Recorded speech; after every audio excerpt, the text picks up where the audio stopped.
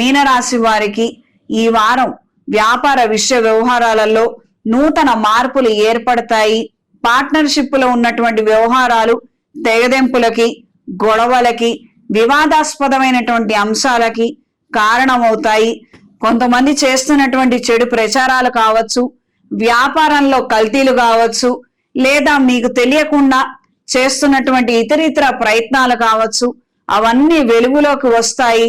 ఈ యొక్క వాస్తవాలను చూసి మీరు మాట్లాడకుండా ఉండలేని దుస్థితి ఏర్పడుతుంది.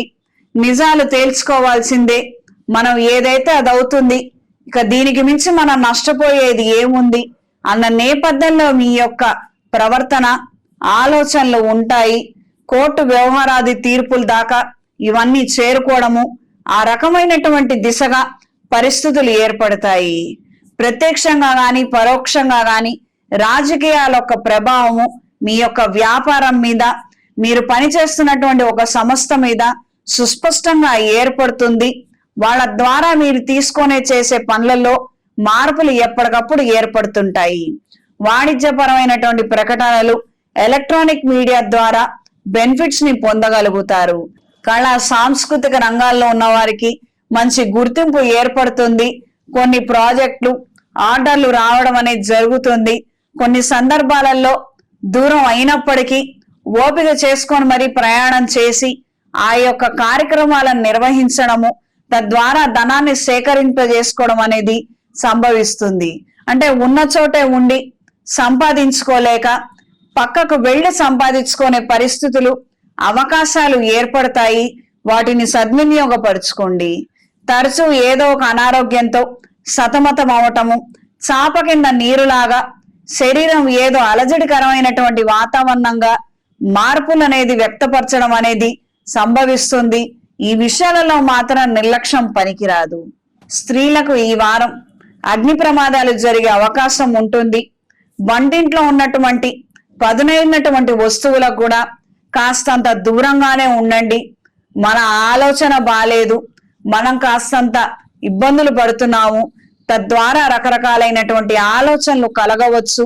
స్నేహితులతోనో, సఖ్యత కలిగినటువంటి వాళ్ళతోనో కాసేపు మాట్లాడండి. లేదా 1-2 రోజులు సెలవు పెట్టుకొని ఏదైనా క్షేత్రానికి వెళ్ళి విశ్రాంతి తీసుకునే ప్రయత్నం చేయండి. అంత మాత్రమే. అంతకు మించి ఇతరితర ప్రయత్నాలు మాత్రం ఏమి చెయ్యొద్దు. ఖచ్చితంగా మెడికల్ అటెన్షన్ అనేది అత్యంత అవసరము. దీనికి సిగ్గుపడో, నామూషి పడో మీరు ఉన్నటువంటి చిన్న ప్రాబ్లం ని సాగదీసి పెద్దది చేసుకోవద్దు. ఏదైనా సమస్య ఉన్నట్లయితే ఖచ్చితంగా ఇంట్లో వాళ్ళతో మాట్లాడండి, లేదా నేరుగా మీరే ఫ్యామిలీ కౌన్సిలింగ్ తీసుకోండి.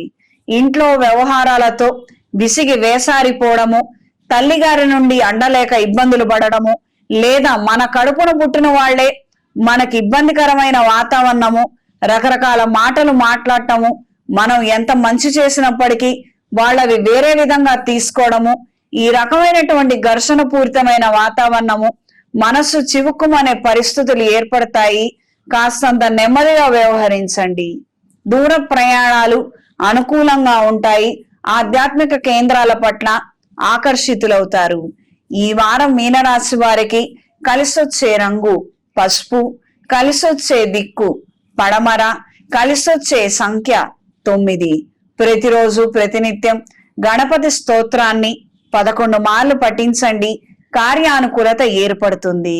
అనేక రకాల కార్యక్రమాలలో అష్టదిగ్బంధనం జరిగినట్టుగా ఎక్కడ కాస్తంత వెలుతురు కూడా లేకుండా అవస్థలు పడుతున్న వారైతే రుద్రాభిషేకం జరిపించండి, అఘోర పాశుపత హోమాన్ని జరిపించండి.